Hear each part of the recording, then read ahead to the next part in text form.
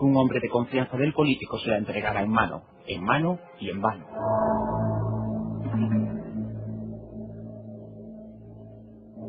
Michael Drosnin llevaba años viajando a Oriente Medio para cubrir los sucesivos conflictos del punto geográfico más inestable del planeta para sus medios de comunicación. En uno de esos viajes entabló contacto con Eli Ritz y Doron Witzund, dos matemáticos israelíes que llevaban años trabajando en secreto. Habían hecho un descubrimiento sensacional. En realidad, el asunto ya había inquietado en su momento al mismo Newton, quien estaba convencido de que en la Torá, los 5 primeros libros de la Biblia, existía un código oculto.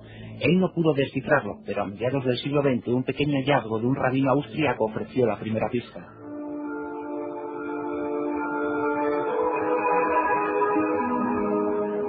Lo que se averiguó entonces es que, partiendo de la versión de la Torá más antigua y cuyo contenido no ha sido objeto de cambio alguno, pues una religión judía está condenado a alterar el texto original, cada 32 letras se repetía uno de los vocablos de la expresión Torá. Bajo esta perspectiva, los dos matemáticos crearon un programa informático que convertiría los 5 primeros libros de la Biblia en una gigantesca sopa de letras en hebreo antiguo. Precisamente, así fueron escritos aquellos libros, sin puntos, ni comas, ni títulos. En realidad, es una hebra continua, sin solución de continuidad. El programa informático que crearon sirvió para dar con el descubrimiento. En esa sopa de letras existían palabras que se cruzaban formadas por caracteres hebreos dispuestos equidistantemente. Pero lo más curioso es que esas palabras que se cruzaban tenían significado en conjunto. En principio descubrieron el nombre de 32 rabinos, los más importantes de la historia, y cruzados con sus nombres unas fechas, 2, la del nacimiento y la de la muerte de cada uno de ellos.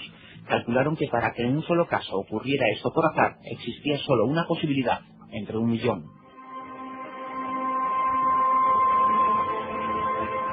Poco después, los hallazgos se convirtieron en espectaculares. Aparecieron cientos de cruces significativos en caracteres hebreos que en su interpretación moderna parecían dibujar la historia pasada, presente y futura de la humanidad. Uno de aquellos cruces presentaba el nombre completo de Rabin, Isaac Rabin, cruzado con la expresión asesino que asesinará.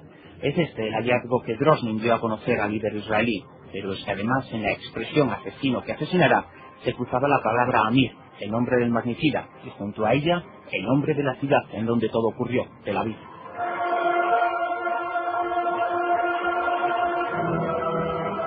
Ninguna de aquellas concordancias podía deberse al azar. Se efectuaron los cálculos estadísticos precisos y los matemáticos enviaron aquellos datos a la revista estadística de Science. Durante años los expertos de esta publicación analizaron aquellos datos y finalmente, tras superar varias cribas, se publicaron. De este modo se constataba que toda esta historia no era fruto de la casualidad. Esto quería decir que efectivamente existía un código oculto en la Torá, una segunda lectura oculta que solo gracias a la moderna informática se había podido descifrar.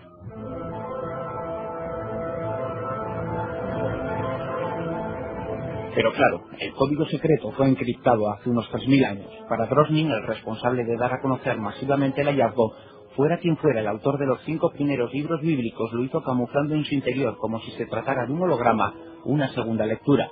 Un criptograma que para dejarlo ahí plasmado requería al menos de una inteligencia tan avanzada como la de los modernos ordenadores, algo que aparentemente no estaba al alcance de Moisés, a quien la tradición atribuye la redacción de los textos sagrados. Esto, en opinión de Drosnin, tiene un significado muy especial. El código existe, y alguien debió crearlo, alguien no humano, algún tipo de inteligencia desconocida capaz de ver y estar a través del tiempo. El código secreto, concluye, demuestra que no estamos solos.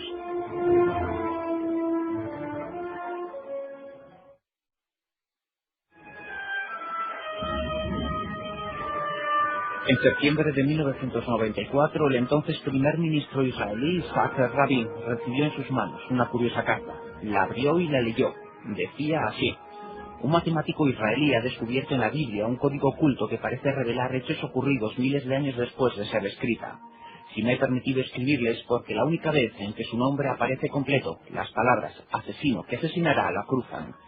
Creo que usted corre un grave peligro, pero también que el peligro puede ser evitado.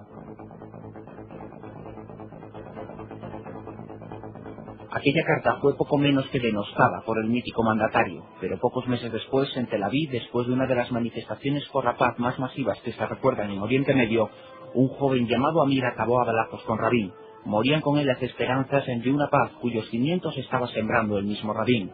Cuando las noticias del magnicidio llegaron a Estados Unidos, un veterano periodista del The Washington Post y del Wall Street Journal se echó las manos a la cabeza, pensando que el código era real.